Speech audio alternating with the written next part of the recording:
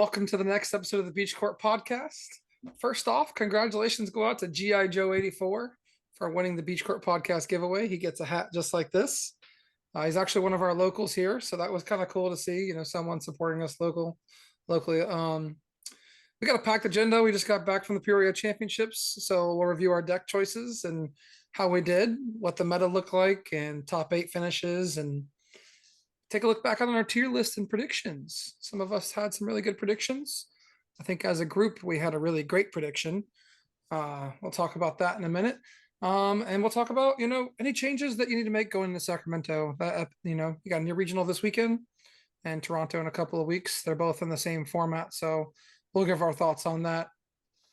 And then we'll jump into some our, local favorite segments. We got the gym leader versus the youngster again. We'll see who came out on top with their predictions last segment, our last podcast. And then lastly, we have an interview with Jerrick Gumilla. Thank you for coming on and talking about your run with Charizard Ex. He finished in the top 16 at Peoria. So congratulations, Jerrick. And we'll talk to you soon. But as always, I'm joined by Maddox Corcoran and a sick Parker Greenwald. Yep. Glad to see you're feeling better enough to record tonight. How you guys doing? I've been better, obviously, but I can feel the rest of my body, so I got out of bed today. Yeah, for when we say sick Parker, we mean sick in both senses. Like he's a sick dude, and he's he's sick, he's been sick all week. Yeah, I know you sent us that message a couple days ago. You're like the morning after, you're like, "Oh, you guys feeling good?" And we're like, "Yeah, we got no problem." It's like I can't move. Yeah, I was like, I was not good. Make sure you take care of yourself. I am. But speaking of, go ahead, Maddox. I'll say Parker just caught the sickness. Like, we'll be catching these iron hands pretty soon. So yeah, basically. Yeah. Oh, speaking of sickness, what sick deck did you choose this weekend? I went with Lost Zone Giratina, a favorite of mine. Part of it was a comfort pick. Part of it was it has a positive matchup into the most popular deck in the room. So yeah, I was like, you know what? I hit one or two of those. That should be a fairly easy matchup. Yeah. But how many did you hit?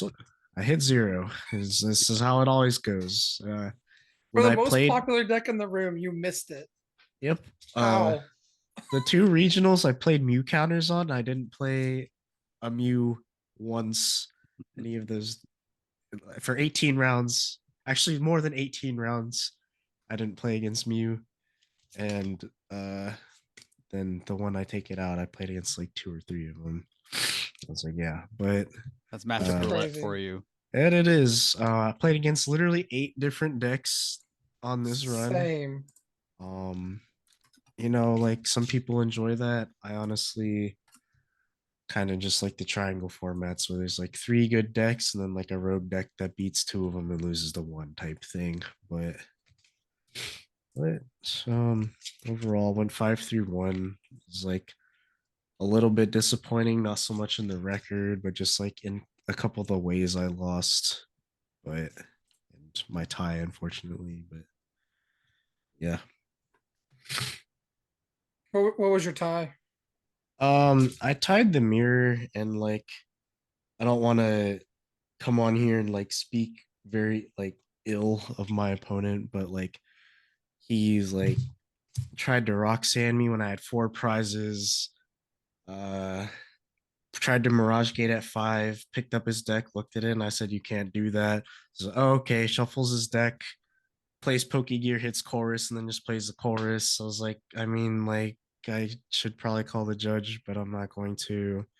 Tried to put 7 damage counters on my Snorlax. Yeah, it happens. I was just like, if I was not draw passing right now, right, this would be wraps, but it just wasn't. As frustrating as that is, that's the brilliant thing about Pokemon, right? It is. Yeah. Anyone can come in and win any match, and that's just Pokemon. Yeah. You're gonna say something, Maddox? No, I mean, that's just like you said. That's just part of it. Sometimes you hop into a tournament and you have a 2-0 start, and then your opponent flips over Venomoth, 2-0, and you're playing Chen Pao, and you're like, ooh, wait, I need my rare candies and my superior energy retrievals. And then you get bodied, and then Jake Ewert's on stream the round afterwards. So anyone who got to tune into the stream this past weekend at Peoria Regionals and see Venomoth on stream, you can say you're welcome to the folks at Beach Court Podcast, because I lost to him to get him to 3-0 to get him onto the stream. So, but jokes aside, I mean, shout out to Jake for just jumping in there with like such a fun deck that people have seen before, and to have such a hot start to the tournament with it. Yeah. He definitely, and I mean, like, I was talking to Jess, but like he steamrolled over me, and he's a quality player. So like he could have rolled up with any deck and done well. And he chose probably one of the most fun ones, and was really the hero of the weekend from everyone I've talked to. It's like, did you see Venomoth on stream? It's like, oh, I saw it all right. I witnessed Venomoth. I know, like, I had just won my match, and I walked over to find you because I had some time. And I walked over, man, like, you had the most miserable look on your face. Like, I was like, oh no, he hit Venomoth. I mean, I mean, sometimes local folks will tell me and would tell anyone that listens that, especially when I play MUVMAX a lot, they call it cramomatics because I flip heads a lot.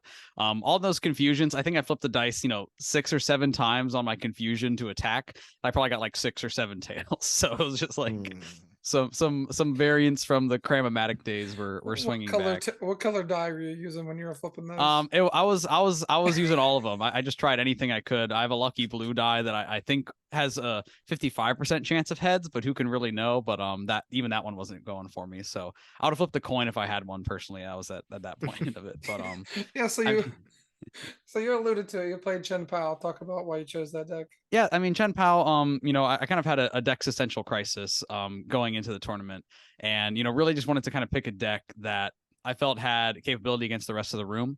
And really wanted a chance to not play Mew, just since I didn't think it was a great call for it.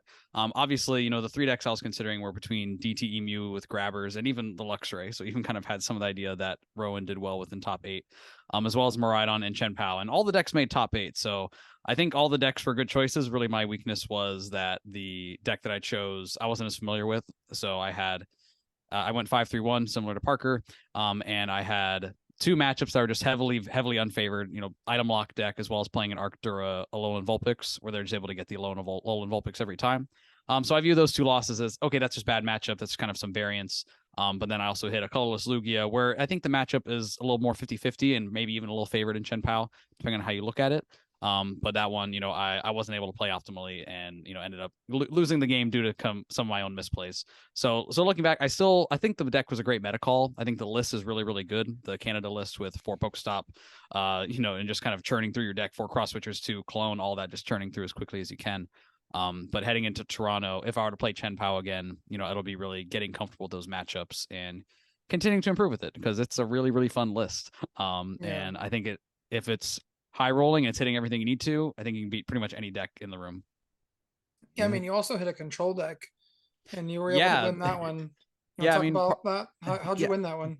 Well, I just think to Parker's earlier point of hitting 8 different decks. I mean, I hit Venomoth plus a control deck, plus I hit 2 Rapid Strike and 2 colorless Lugia, and then kind of a hodgepodge of there. I was also expecting a lot of Charizard. I hit 1, and was able to win that match. And the person I played was actually Wendy Novak, part of Girl Power TCG, and she ended up actually making day 2. So congrats to her on her first day 2 there. That's awesome.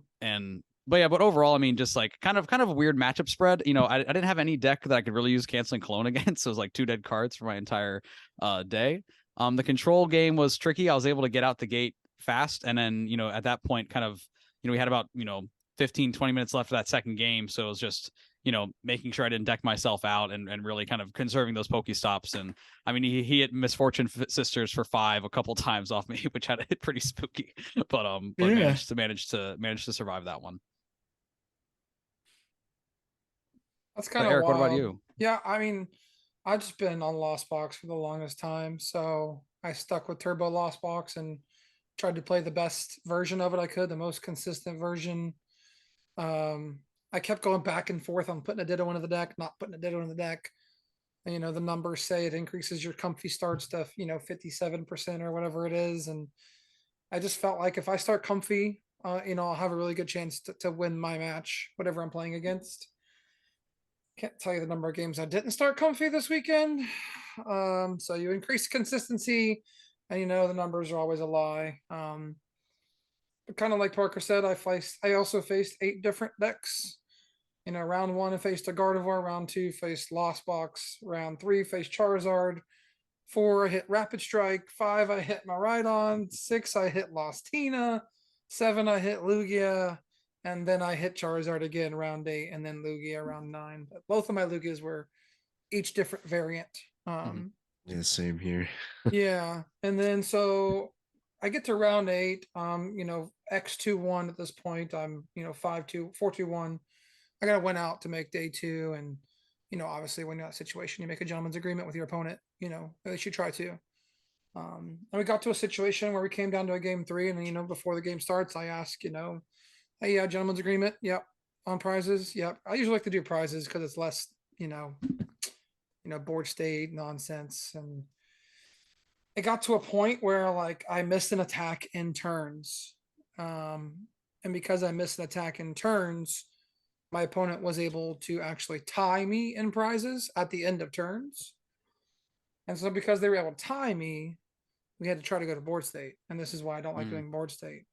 I flip over my hand. I have Roxanne in my hand. I've got Escape Rope in deck. I've got Mirage Gates. I got everything I need. Both Pokemon on her bench were weak to lightning. She's got Laminion and Pidgeot, and I got plenty of damage to be able to KO both. And so I explained that, and then we couldn't come to an agreement, so we tied and put me out of the tournament. Out of day 2, which is fine. It's okay, whatever. My opponent has that right. And I would, I get it. So, and then round 9, I hit Lugia. This was the colorless Lugia, which is definitely harder than single strike. And game 1, Manaphy attach pass going second, so I get donked. In game 2, my first deck search, I realized both of my lightning energies are prized. And so at that moment, I'm like, yeah, this ain't gonna go well. I get the Greninja play onto the Archeops to try to in 2 turns take 2 prizes and hopefully hit a lightning. Yeah, Nest Ball, Radiant Serena. I'm like, okay, cool, yep. The Serena in colorless. Don't see that too much. Ooh. Yeah, exactly. You don't see it much, and so that it sucks to miss points. It's such a large tournament, and obviously we missed Pittsburgh, but whatever. I got into LAIC, so we got that. We got that going for us. The thing I always say is that getting upset about missing points or or not doing as well as you want it's all, or not even doing well at cups, it's all a moot point when you just win the next regional anyways. So that's right. So yeah, I mean, I don't know if the Ditto's worth it. Actually Hedrick's been talking about on Twitter, and I kind of been talking to him, and he brought up a really good point. Like if you Ditto turn 1 and they echo and horn you, you're probably in trouble, right? So that's a very valid point. And based off through 15, through 9 rounds, 20 something games, whatever, I don't think it's worth it. Sadly, and you just play another tech card, another vacuum, another echoing horn or something, right? I didn't really test the Rapid Strike matchup much. I was hoping all the Lugias in the tournament were going to keep them away, because we knew Lugia was going to be popular, and I hit it round 4. Yeah, I think it's a real testament to just how diverse the meta is right now, that there's so many different decks, and that these stories of I hit 8 different decks. I mean, that's even more and more common. I mean, even a 15% Charizard, being a pretty large meta share. I mean, the top 6 decks I think were 70, but that didn't even include Lostina, Rapid Strike, and like all and Mew, and like all these other decks that you walk into a tournament expecting to see. So I think it's a really good spot right now, just where there's so many decks that can be successful. And I view the meta right now as some decks have great matchups in other decks and bad matchups in other decks. So a lot of these runs that you see, I see a lot of good players having their runs cut short. And I think a lot of it is really just that matchup roulette. The players that are hitting their slightly better matchups, that are, opening comfy more, or kind of hitting, hitting those big turns when they need to. That's really just going to be the difference, especially at a regional this size, and with how competitive all the decks in the room are. Yeah. I mean, take a look at the meta. I think we were pretty close with our tier list as well. We kind of look at the meta. Charizard and Lugia, 2 most popular decks in the room, 15% and 13%. And then kind of what shocked me, and I think I heard Azul say this on on a stream this week, but right on being third, I didn't expect that. I expected Maridon to fall off coming in because Charizard was on the up. I mean, Charizards, but yeah, you look at all the Maridons in day 2, there was like Yeah, 5 of them were like the top, or yeah, 5 of them were in the top 10 seed after day 1. And you go in their runs, there's like 1 Charizard or like 0 Charizards in there right. somehow. Like, dang. Yeah, I mean, they had like only like 2 of them in top 8. Obviously, Jesse Parker, congratulations, Yeah. top 8ing 2 back-to-back regionals with Maridon. Oh, Obviously, yeah. he knows his matchups, and I think it's one of the most important parts of playing in a regional is knowing your matchups. But that being, it takes a bad matchup to Guardy as well. I think overall. So, like I thought it would be lower, but then next you got Guardy, Lost Box, and then Chen Pao. So, I think that represented your deck Maddox that people were thinking the same thing. Charizard, let's play some Chen Pao. Usually, you don't see that on page 1, but some top players picked it up. Rahul picked it up. Jared was there playing it on stream, and yeah, there were several players I even talked to with during my Dex Essential Crisis, kind of going to some folks saying like, hey, what do you think? Saying, hey, Chen Pao's in a strong spot right now. And I think, again, I think it's taking a positive matchup to Charizard. It was a good play. I think a good matchup into Colorless Lugia and other decks, any of the 3 prize decks, I think you're heavily favored. I think the one deck that does give it a lot of trouble right now is just Maridon, just because they're going to get out faster than you and hit 220 so easily. But I think I kind of thought similarly where, hey, Maridon might not be the strongest play because of Charizard, but that really didn't scare off a lot of people. And I think people who were comfortable with the deck and saw the power of it were even into Charizard. Maridon is a deck that you're going to play the game 90% of the time, which is a lot more than most decks can say. And even just that, how often are you attacking turn 1? I mean, it feels like more than half the time easily. Right, it could be closer to a 3/4 of the time. I mean, right, just that ability to not mind going second ever. Yeah, I think just gives the deck a tremendous amount of power even into bad matchups. Yeah, I agree. So looking at the top 8, we got 3 Lost Box, all 3 Lost Box different. That's kind of interesting to see 1 Kyogre, 1 Turbo, and 1 Sablezard. Kind of haven't seen Sablezard. Sorry. I was saying I played against the Sablezard guy in Swiss. You played against Terrence. Yeah. How'd that matchup go for you? I mean, game 1 it was like Cram Sableye pass, and game 2, I Abyss Seeking, and he went from like 3 to 10 in 1 turn, and just like Sableye Hawlucha and my Comfies, and I was like, oh, he's playing Hawlucha. Yeah, and I was a little surprised because like game 1, like I played Roxanne, and he like seemed kind of surprised that I played it in my deck, and I was like, I'm playing Tina, I play 2, like yeah. I don't know. That was a little funny to me, but we talked a lot after the game, and he was like explaining to me he had like the Pogo Articuno in his deck. He's like, Guardy. The only thing I lose to, in the Guardy match, the only thing I lose to is Cresselia, and then like Pogo plus Cram is 120. So like, so like he definitely had the theory, and definitely played very well too. So it was like, yeah.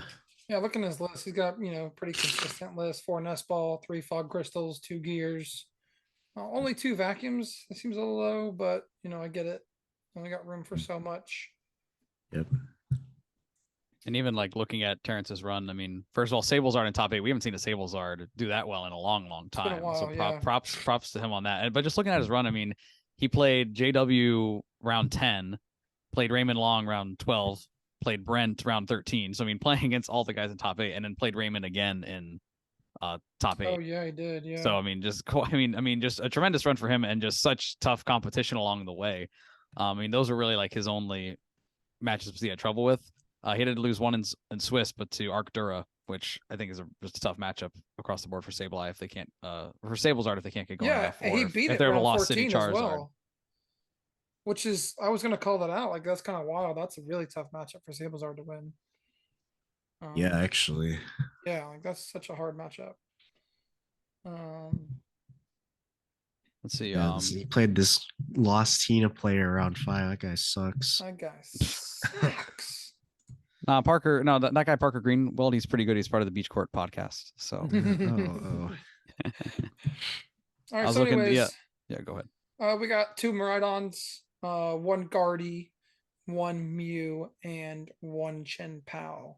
What do you guys think about the top 8 meta, and what impacts do you think this will have on the meta in this weekend in Sacramento? I mean, that's about what I expected. I honestly expected to see Zard up there. I mean, a Yeah. ton in day 2. Biggest deck, I think, had like a 19% conversion rate. So that's like pretty big considering how many people played it. And then, I mean, like, I kind of thought there'd be a Guardy. I also kind of thought there'd be a Tina, but a lot of people are kind of saying it against most things, like Lost Box, just regular is just better into like most things than Tina and stuff. So it's just like what the better players are playing. Yeah, I think some of those big decks that we were expecting just didn't show up quite as much as you want. I mean, there isn't a Lugia in the top 16. Charlie Kerr's the highest placing Lugia at 18th. Yeah. He started you know, 0-2. Yeah, he started 0-2-1. Actually, he did start 0-2-1, or sorry, 0-2 based out of Orlando and just absolutely killer run. I mean, congrats to him doing so well after the roughest start at a regional. And also props to him at being 6-2, having to win 6 in a row and saying, "Yeah, let's play round 9." Like, I mean, that's some like real comfort there. I feel like if that was my day and I had to stress show all that, I might really heavily consider that ID. So congrats to him. But I mean, those other matchups you were talking about. I mean, Tina, highest placing Tina list was at 30. There was the one Guardy in at 7th, but other than that, another one in the top 16. I think just some of the big decks in the room weren't quite there the way we wanted. 3 Charizards in top 16, but none of them made top 8. Yeah. Yeah, I mean, I don't know how correct this Pokestats is because I don't remember seeing a graphic like this, but Pokestats says Mew VMAX was the most popular deck in day 2. So it's 29%. Like, there's no way that's right, correct? No, I'm pretty sure the graphics said Charizard went at I mean, 19%. I see Charizard at Yeah. 18, but it says Mew VMAX 29 from 4 to 29.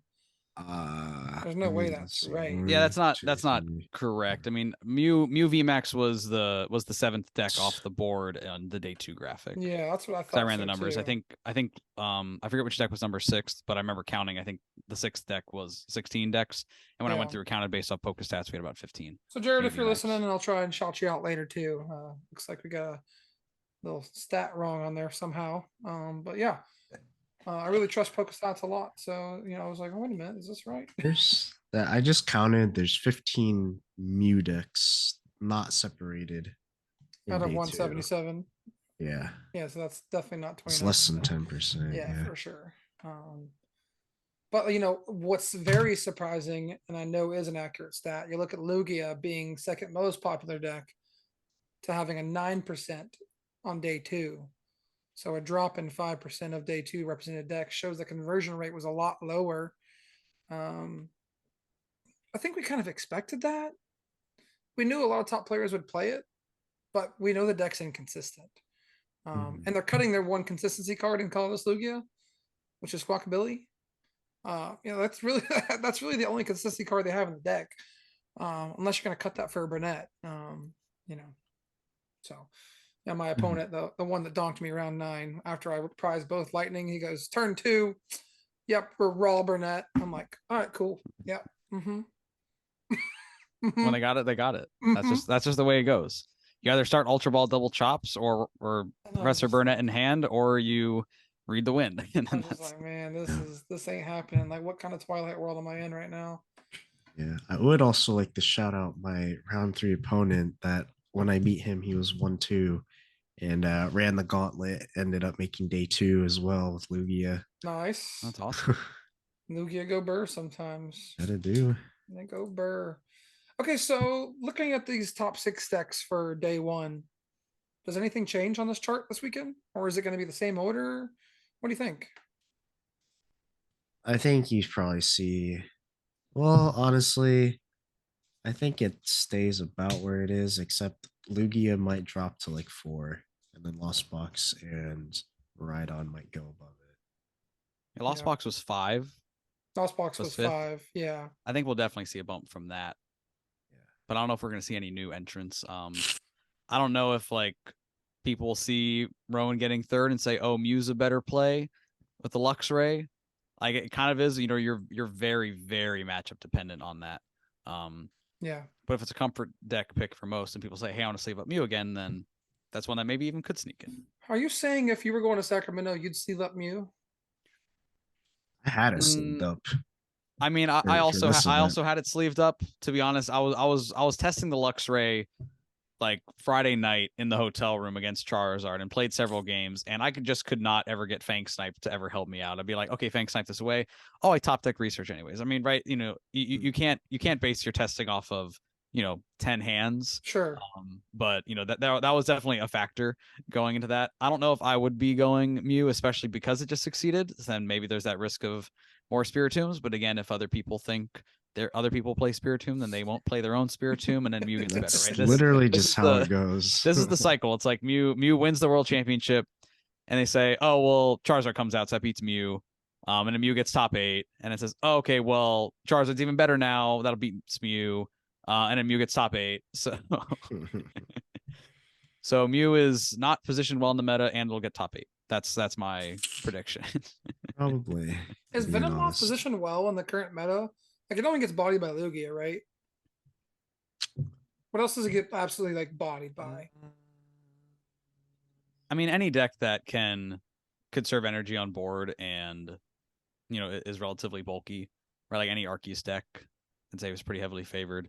Other of the key decks, I'd say probably Guardy's probably bad because they could just like load up a thing to retreat it and then like True. you'd probably just go like 2 Guardy EXs and like retreat between them a couple times and then like it's probably hard for Yeah, just don't bench Lemenion, don't bench Guardy. Yeah.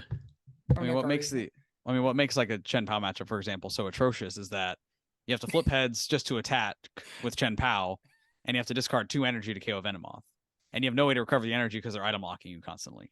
So in a situation like that, and also like the list, the popular list right now isn't even running boss. Like you're only running cross switchers. So like that Venomoth is just chilling in the active. You can't boss up a Spite Ops. Like you can't do anything. Yeah. Charizard decks at least are playing a Charmeleon, so you have that option like manually evolve. I mean, I think at 330 HP, like it can just stay there for a while. True. It's technically weak to it though. Hitting for 60 instead of 30. Hitting for 60. You're right, yeah. But Charmeleon one-shots it though. Yes, that is true. Yeah, if I was going this weekend, I'd definitely probably still be sleeving up Lost Box. That's just kind of a comfort pick, and also it's just really good right now. I mean, we had looking back at our predictions, we had Kyogre in an S tier, and Kyogre won the tournament. I did. And for some reason I didn't play Kyogre. I can tell you why, but it's because I'm not comfortable with it. I think it's funny how we all agreed, Kyogre best deck in the format. Just won Pittsburgh, and we're all like, yeah. And, well, none of us played it, and also none of us said, "Oh, I think Kyogre will win." We all picked different decks on what will win. Decks. Yeah, when we picked our ones that would win. I mean, I picked Lugia. I mean, again, shout out to Charlie for running it into as high as it did, but just not in top 8. We all had a little more accurate picks there when it came to actually picking the decks in top 8. Well, I mean, Parker picked Lostina. His highest finish was 30th. 30th. And you should have just said lost. You should have just said comfy deck. Yeah. Take the safe pick. Comfy, yeah. And I chose Guardy, which finished 7th. But I'm not involved, so congratulations go out to Maddox, getting one more point, increasing his lead yet again. Yeah. At what point does Parker become the youngster? I'm starting to wonder that too. True. I mean, he is older than me. So. No, my trivia expertise or lucky guessing does not promote me to gym leader status at this time. True. Anything else to say about Peoria or Sacramento before we jump into trivia? No, I mean, like the meta for Sacramento, like this tournament is like wide open, so I mean, anything could win. Once again, I really want to see someone figure out like Alakazam or Arbok, like figure out how to make one of those decks pretty good, consistent, and do well with it. I think right now it goes pretty good. Sleeved up in a nine pocket folder binder, but there I'm might be just something in the saying, future man. for it. The Yeah, those problem, cards. like, go ahead. I was gonna say those cards go great in your Mew 151 binder for your master set. So, Yeah. no, I mean, I think there's some potential there. It maybe it's just not the right time right now. Yeah. There are some pieces to it, but again, but it also, I think a lot of those decks have the same problems like now. You'll have a good time into some matchups if you're able to stick Klefki in the active and just swing with Alakazam. But if you face Charizard, just go boss KO your Alakazam, and it says I can't do anything about that. I mean, the biggest problem I've found with Alakazam is that like you want baby Mew in the active to like set your deck up, but you also want Mimikyu or Klefki in the active, and you can't have both. And it's just very frustrating. But who knows? Maybe a Judge Path Arbok deck pops out of nowhere with some grabbers in it or something. Here's hoping. Yeah, you never know. Anyways, before we jump into trivia, I just want to give a shout out to our sponsor once again, Nakama Anime Cafe. I know we've been talking about it last couple episodes, but Nakamacon is coming up on November 4th and 5th. You'll be able to battle against us three goons here. We're going to call ourselves three of the four Elite Four. You know, obviously our finishes last week show that we're not very good. So come beat us. Variance. I It's already all knew variance. come beat us. If you beat all three of us and someone else, you'll have a chance to win a booster box. So definitely come out. You're also incentivized to come out because they're doing a PS5 giveaway right now. So on October 16th, the drawing will happen for a PS5. To be eligible to enter, you just need to buy a ticket. So click the link below, sign up, go to Nakamacon, come play us, have some fun, bring your deck. There'll be a lot of really cool things that we're going to do at Nakamacon. So thank you again to Nakama for your continued support. Yeah, excited to see everyone there. Yeah, it's going to be a good time. I'll probably bring my Alakazam deck. Oh, sorry, Sean. Maybe not for the Elite Four. Well, I was even thinking that, are we going to go like try hard mode, or is it like, right if a little kid comes up with their theme deck, are we going, Bro, I future got check system bodied for by a kid in 6? the airport playing a freaking My Turbo box in the Maridon. Should have played trekking shoes. Manaphy attached pass. Like, all right, thanks. You got donked by Maridon. So she was the that sweetest happens. little girl, Happens to though. the best of them. I love like meeting someone on the plane and playing games with them. And, she was wearing our Beach Court podcast sticker. So she was going to her first regional. She had a good time. I love the community and just being able to see everyone and enjoy Peoria, and excited to go back in Toronto. Wish I was closer to Sacramento so I could see everyone again. Yeah, I mean, I was playing some 2010 like retro format. I'm looking at these cards like they're absolute Greek. I have no idea what's going on. So trying to learn on the fly, but a lot of fun. So next we've got youngster versus gym leader. Our gym leader is currently struggling to make it through. I feel so bad for him. I hope you feel better tonight. Anyways, this one's kind of I think it's an easy one for both of you. And just a reminder, please make sure you chat me directly to me your answer in the Zoom chat when you lock it in. Okay, so without further ado, Max and Parker, are you ready?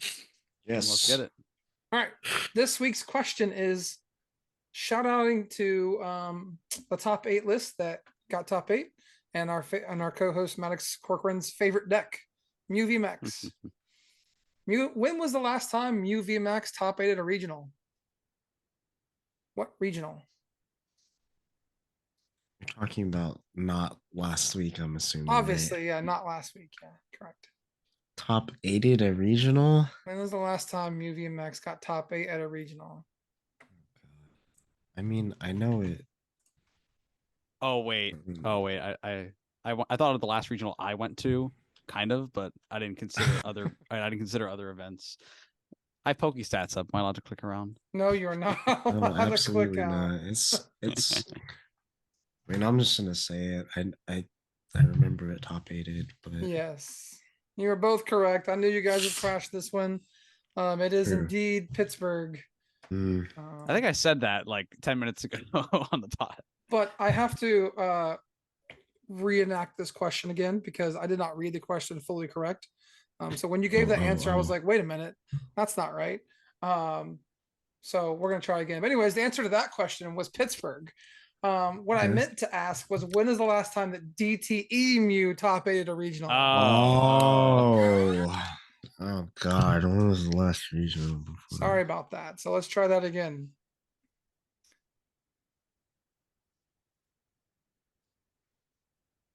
Maddox has locked in his answer real quick. Yeah, I don't study I was there. this deck. It should have been me. Not really. So, It should I have was been there. me. I was there. I played DTE Mew. I mean, I'm So just every gonna. tournament you went to last year is on the table. But to be fair, for this, I mean, if it's the one I'm thinking of, like the deck was extremely well positioned for this tournament specifically. Yeah, I'm just gonna guess that that's like the last regional that comes to memory. got it. You're both also- correct. You both locked in Okay, Fresno. all right, Congratulations. I don't even get to use any of my hints, but I'm going to say them because they're fun. Go for it. Hint number 1, it is the raisin capital of the world. And Raisin capital. hint number 2 was one of our favorite top 16 North American players lives there, and that is Gabe Smart. So yeah, congratulations to both Maddox and Parker. Both you got it right, so no harm, no foul. Yeah, mine was like pretty much a complete guess. I'm not gonna lie. Maddox locked it in real fast. I mean, it's Yeah. DTE Mew. I mean, I He do know this studies stuff, that right? deck. Well, I'll never forget. I mean, because I played the exact same 60 the weekend before in Milwaukee, went 6-3, and just like didn't feel super great about it. I mean, it was okay, but just had some tough matchups. Fusion Mew won Milwaukee, or actually no, or it did well. It did one Hartford previously, One Hartford, yeah. but it like performed very well. So like everyone rolled up with Fresno with Mew. But then a bunch of the top players were also switching to DTE Mew. So I hit 5 Mews in day 1. Farmed them. Absolutely I mean, farmed just them. like the mirror, and I'm like, okay, I can do the mirror all day. Because weren't most of them playing Fusion back then? Like you get a Yes. lot of Fusions, right? So I only lost to the DTE Mews who out Roxanne Pathed me Wow. at the time. So and you didn't ask it, but it was Andrew Hedrick who got top 8 at Fresno with. That was the bonus question. true. Yeah. So. Wow. The bonus question. So. Wow, way to snipe his bonus question. I'll never forget the interview with Andrew where it was like, "Oh, you've been playing Lugia a lot lately. How's your Mew time been?" He was like, "Honestly, I kind of picked up the deck earlier this week. I played about been playing it for like 3 days. Seemed pretty simple, and here I am." It's like just props to him on his 22-23 season was just like so remarkable and just picking up different decks and succeeding all over the place. So big props to him on that. Yeah, well, I think that's all we got for us right now, and we'll transition to our interview next. Thanks, guys, for jumping on, and really appreciate it talking about Peoria. As always, we'll be back in 2 weeks, and I think by that point we'll be taking a look into Paradox Rift. Pre-release weekend should be coming up, and also it's the weekend before Toronto. So cool. We got that coming up. And next up is our interview with Jerrick Gumilla on his top 16 finish with Charizard Ex. Thanks, Jerrick. Thanks again, everyone, for tuning in. We have a fantastic interview on board with Jerrick Gumilla. Jerrick is right off of his top 16 run with Charizard Ex at Peoria Regional. So, Jerrick, how's it going? Thanks for joining the podcast. Hey, Maddox. Yeah, thanks a lot for having me. It's an honor to be on here. Oh, it's an honor to have you. And again, congrats on your success. I mean, of course, you're no stranger to success, right? Made the world championship and succeeding and topping kind of all over the place. Do you want to tell us a little bit about yourself just for the audience and some of your accomplishments and where you're from? Sure. So for those of you that don't know already, my name is Jerrick Gumilla. I'm from the suburbs of Chicago, and I've been playing Pokemon way too long since its release in like 99, early 2000, just pretty much whatever my parents would take me to. And then high school, like 06, 2010, I didn't play that much, just kept up. All in college, which was 2010, 2014, I didn't really play until my senior year. A buddy of mine's like, hey, we got to open packs because it's a cool thing on YouTube. So that kind of like rehooked me. And then from like 2015 until present day, I have been back on the competitive scene. There you go. So you've played a game or two of Pokemon, as one might say. Yeah. So go ahead. No. Sorry. Accomplishment wise, yeah, I've had a couple invites to the World Championships. couple 32s and 16s. I actually have accomplishments that were pre-limitless, so that tells you anything. That's how long I have played this game. There you go. Yeah, I mean, everyone looks at Limitless. I mean, there's sometimes you see those top players like it's like, oh, why are they so good? They don't even have a Limitless page, and it's like the before your time. So, Yeah, before their time. So incredible. So, and again, congrats, right? Your most recent top 16 run. Here again, Charizard Ex, right? We saw, you played the Arvinzard variant. I don't want to take away too much of the spice of your list, but again, what made you decide on this list, and on this really deck choice going in? We didn't see it too much at Pittsburgh, but Peoria, it showed up, and you're one of them. So going into Peoria after, I'm going to butcher that name. So that regional happened in Brazil. My friends Curitiba, and I, Curitiba, is that how I say it? Everyone's just going to be listening to this and hopefully yelling at their YouTube screens or their podcasts. This is how you say it. We just don't know how to say it. So sorry, everyone, for butchering that regional. But we were trying to solve it for Pittsburgh. Couldn't get it done. Saw the quad Arvinzard, and once I saw that, I was like, let me test it a little bit. It's actually way more consistent than you would think. So I would say definitely give it a try. Changed a few cards, and matchup wise, we realized there's really not too many bad matchups for Zard. So I was like, well, let's roll with it. Let's see what happens. Again, avoiding bad matchups is key. I think there's a lot of matchup roulette in the format right now. And I mean, and you seem to really avoid that, right? In day 2, you went 5-0 start, no bad matchups to be found. And 6-2-1, again, a little closer call than we like, but it kind of happens to a lot of us. So I know you play so many games in day 1, right? Whether it's against a local player with a theme deck or against a, former world championship, you never know what you're going to get. So, I mean, any key matchups or key moments in that day 1 that you just want to highlight that, led you to your finish? Yeah, so I have a recap down here. So I had a pretty diverse matchup spread day 1, which should be expected now with these big tournaments, right? But up until round 3, I had Raul ready when we were both 2-0. He was playing Chen Pao. Yeah. That's a matchup I really wasn't expecting, so I hadn't tested it too much. And I was like, in theory, it's probably pretty bad because the Chen Pao just kind of smacks you. And I did lose to there in a game 3, so I learned very quickly, okay, I don't want to see Chen Pao the rest of this tournament. Did you see any? I did not, actually. There you go. I know there are lots of top players playing Chen Pao, and pretty rough matchup. So yeah, it was worse than I thought. I mean, the only reason I went to game 3 in my list that wasn't extremely popularized, my group and I played one of Vitality Band, and it was for mainly the Miraidon matchup and also mainly the Tina matchup. So against Miraidon or Chen Pao, they have 220 their EXs. Obviously, the choice band does not hurt them, so you're only hitting for 210 after they take a prize. So I was able to catch a good amount of players off guard with hitting 220, or against Lugia, it ended up working out. So Tina, a lot of times a Radiant Charizard with a choice band hits 280, but that's really your only damage mod. So a lot of times Tina and Lugia feel really safe going down to 3 prizes, knowing your max damage is 270 unless you use a damage modifier, which if you use your choice band later in the game, you can't use the Radiant Charizard with the choice band. So instead, when I remember every single game on that 3 prize turn or 2, Arvin grabbed Vitality Band, and everyone would be like, oh, Vitality Band. I'm just kind of not ready for it. So yeah, but back to day 1, how it was. In round 6, I played Brent Tonneson, who made top 8. He was playing Guardy. I knew that Guardy could be pretty shaky if they knew how to play the matchup.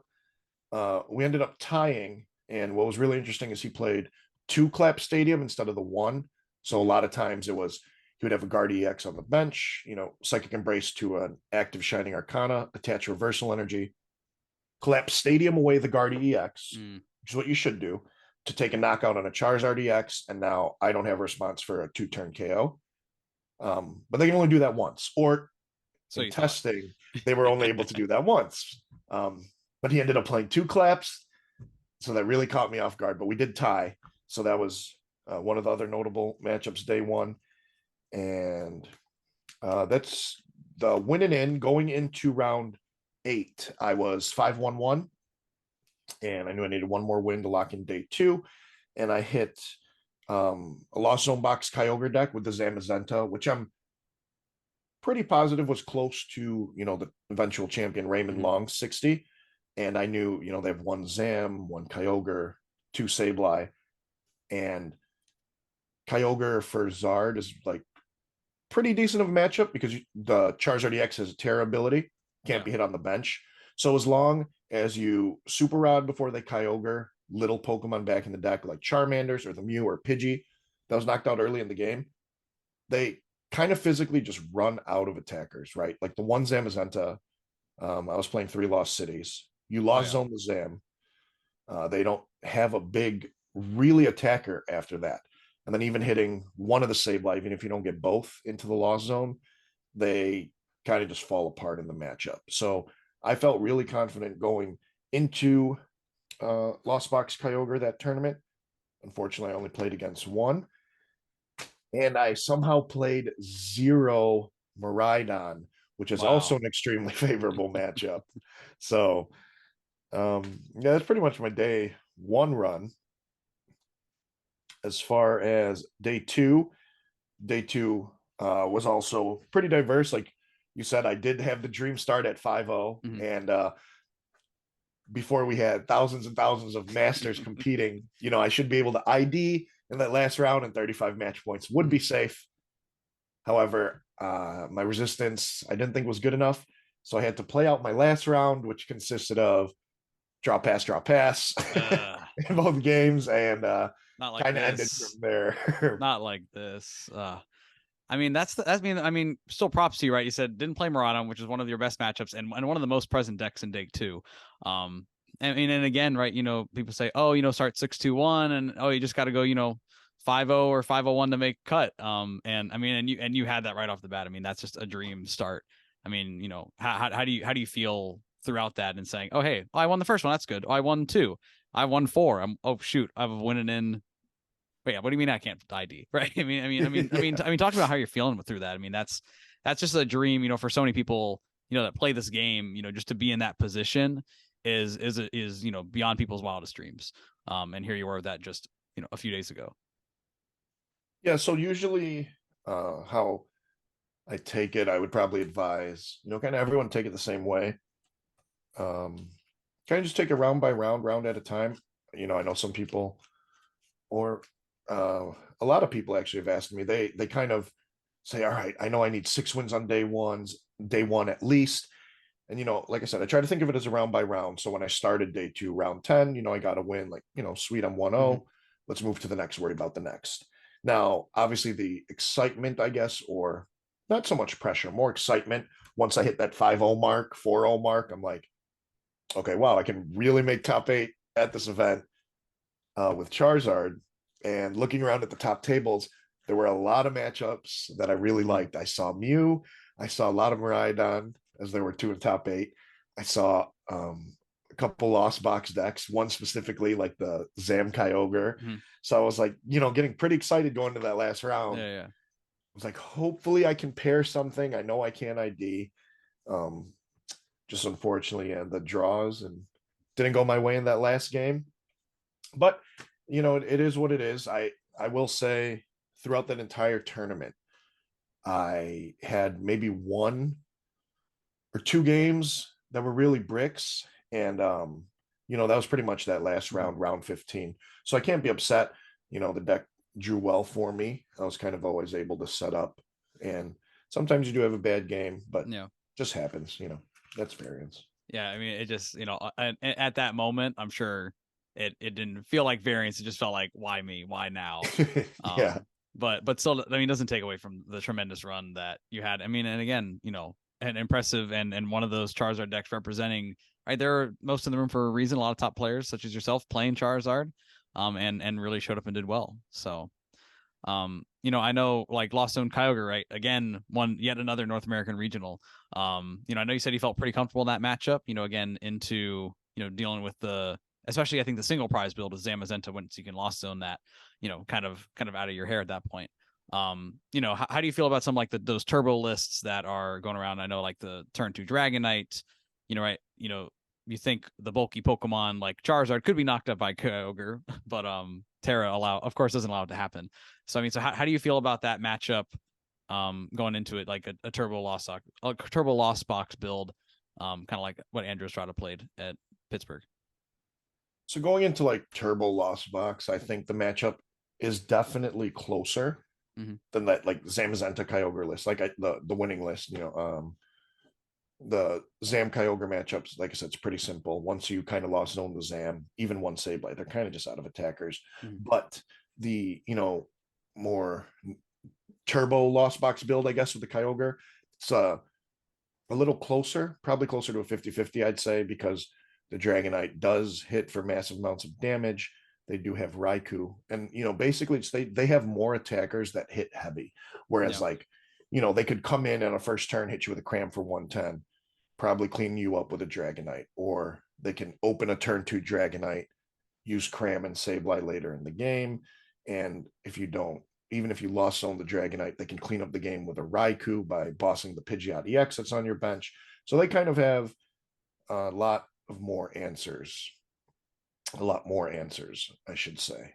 In that matchup, it's just, do your Iono stick, and are you able to respond to the big threats that they have? For example, the list only plays one choice band, one vitality band. So once they take, that first prize, second prize, can you one-shot their Dragonite? Yeah, so finding that choice belt. Or if they don't take a prize first and you're only hitting 180 with your Charizard, can you even do anything about that? Yeah, no, you're kind of just, well, all right, that's it. Burning Darkness 180. Go ahead. Oh, geez. But yeah, a lot of it too, though, it does come down to later in the game.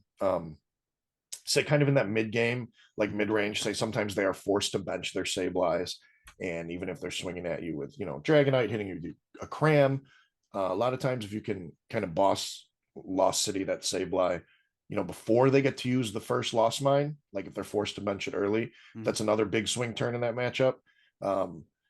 Basically what it comes down to late in the game, it usually comes down to like 2 prizes to 2, 1-1. And what always happens is you're going to Iono, hopefully be able to Iono that turn.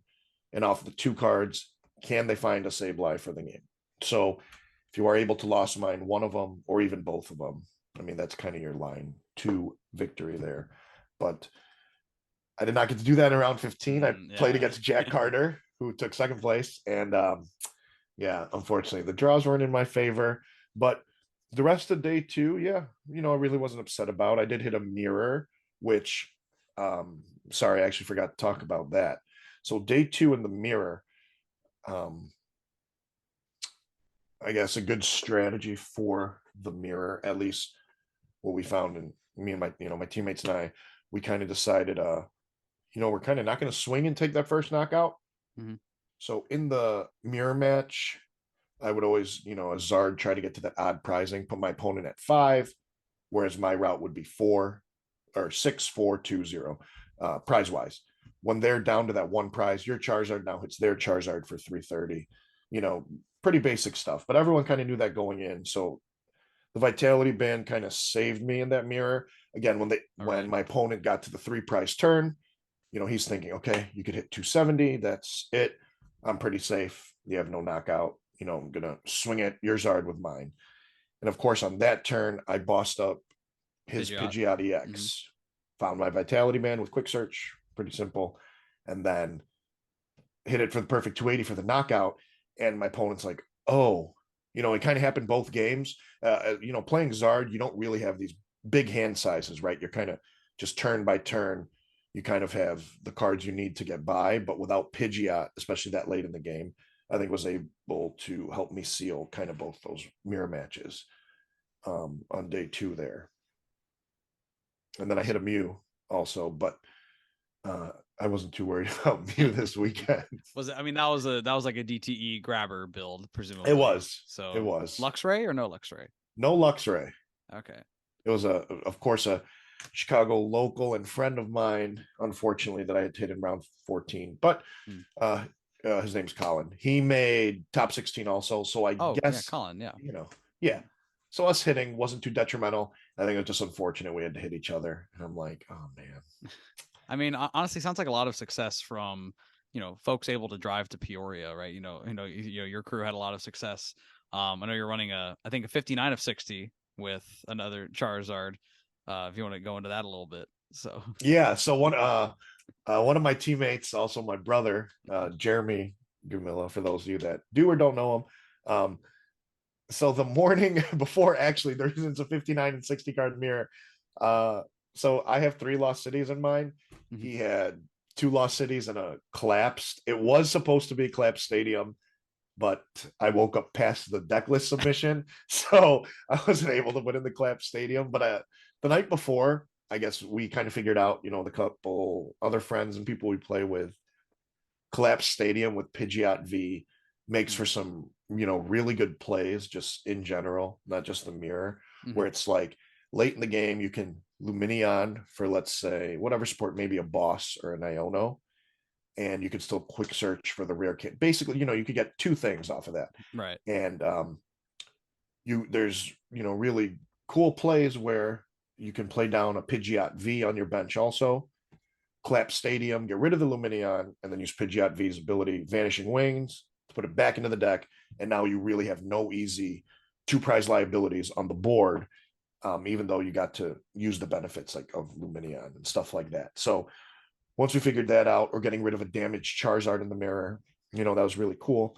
And Entei seemed to be like kind of popular to the masses, but I think we kind of figured out pretty early, like Entei just wasn't it for some reason. Yeah, we were having like the liability there. I think that the early attacking option, like that could be an answer to Dragonite, for example. Right. It wasn't awful, but a lot of times it really felt, and most specifically the mirror match, it felt that's what was losing, us the game in the mirror.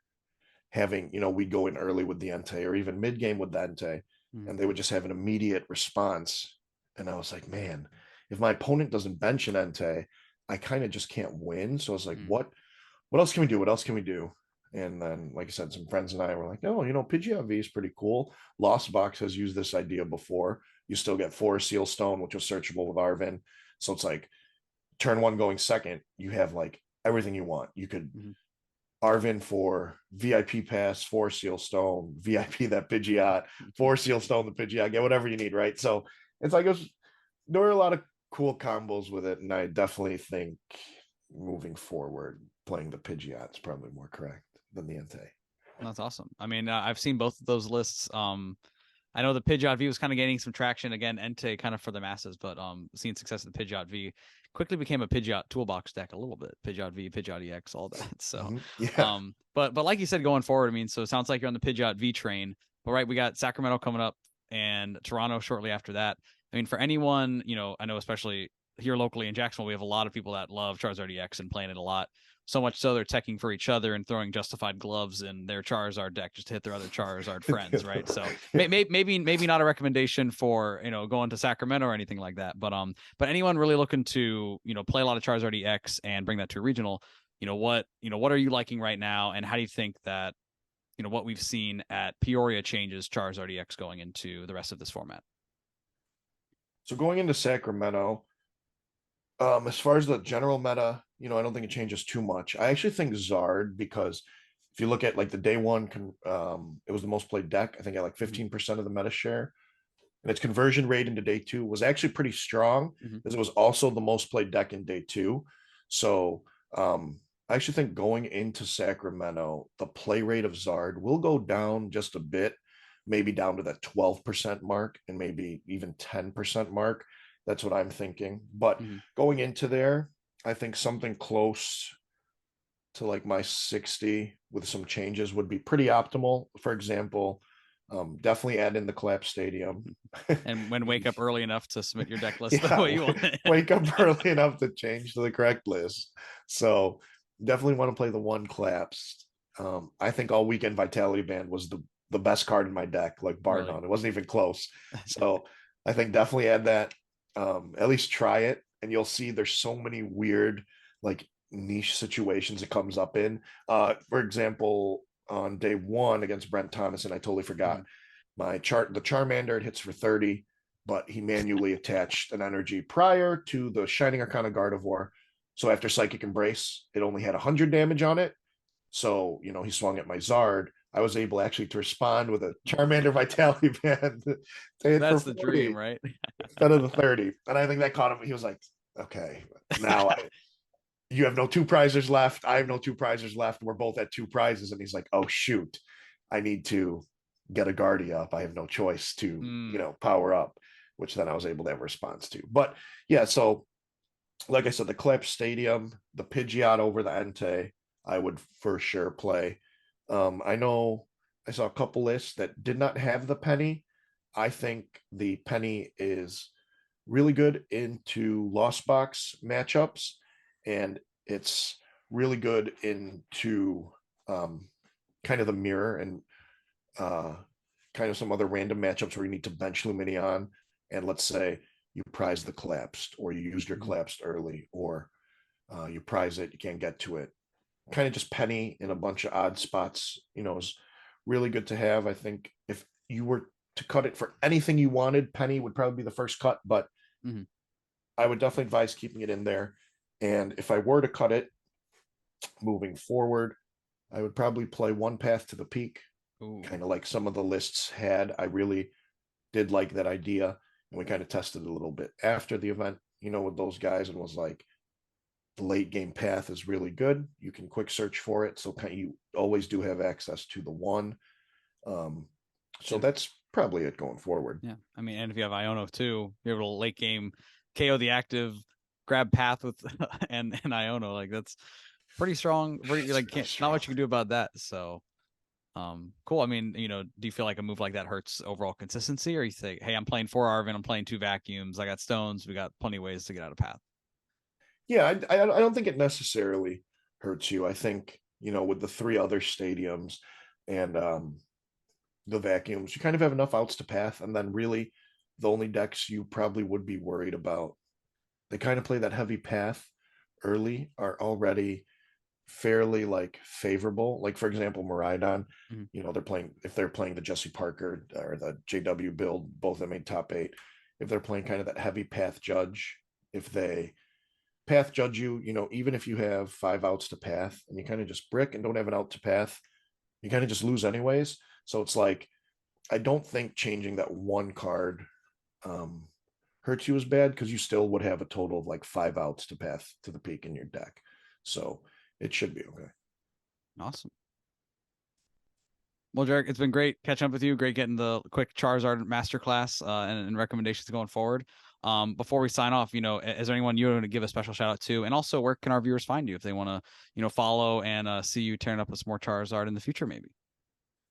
Yeah, so you can find me at JG_Panda on Twitter. I only use Twitter for Pokemon, so that's probably the best place to kind of everything Pokemon Central related, as my other social medias don't involve Pokemon too much. So yeah, definitely on Twitter. I want to give a shout out to obviously my teammates. That's my brother Jeremy, friend Andrew, and our sponsor, Top Cut Comics Berwyn, that's here local to the Chicagoland area. So if you're local to the Chicagoland area, you can definitely go in. We have different codes every week that get you 5% off your purchase. So DM me about those, as we change them weekly. But if not, they do have an online store also, and that code's also applicable. Again, DM me if you need more of that information. But besides that, shout out to my girlfriend Amanda, who's always there. She doesn't play Pokemon, but she supports me and sits through those 15 rounds, watching me all day long. And I know that can be rough. So obviously shout out to her. And then shout out to the rest of my friends in the Chicagoland area, even friends not in the Chicagoland area like you, Maddox, that were congratulating me, and kind of cheering me on all weekend. It really meant a lot to me. So thank you to everyone. Of course, we love to see friends succeed, and glad that you're the one you're cheering for this past weekend. So yeah, maybe cheering on you again pretty soon if I had to guess. Again, got some good Charizard ideas, and again, it's in a good spot right now, and obviously on a great run. So just keep it rolling. Yeah, we'll try and do my best. I know I think Charizard's still in a good spot. So if you guys want to play it, definitely play it. And one kind of like a shout out, not shout out. I kind of wish on day 2. So my brother and I were both like 5-0, 4-0, 5-0. We had the same record all of day 2. And it would be like, how cool would it be if they streamed kind of 2 brothers on the same list for like winning into top 8? Oh And boy. we just didn't hit each other. No, like even in the last round, there was only 4 of us at our match points and record, and we still couldn't hit. So I was like, man, we kind of missed an opportunity there. That's a cool storyline, but also I try to think like stream content wise. They want to see 2 Charizard decks. And it's like 180. Yeah. Like boss KO fish. It's like I lose. Okay. Yeah. That's funny. So a missed opportunity there. But Jerrick, again, thanks so much for coming on the podcast. And thanks everyone again for tuning into Beach Court Podcast episodes every other week. Make sure to follow us on Twitter. Follow us on your favorite podcast streaming platforms such as Spotify or Apple Podcasts, like you're listening to it now, or on YouTube. Subscribe to the Beach Court Podcast on YouTube. Thanks again, everyone, so much for tuning in to the Beach Court Podcast, and we'll see you all next time.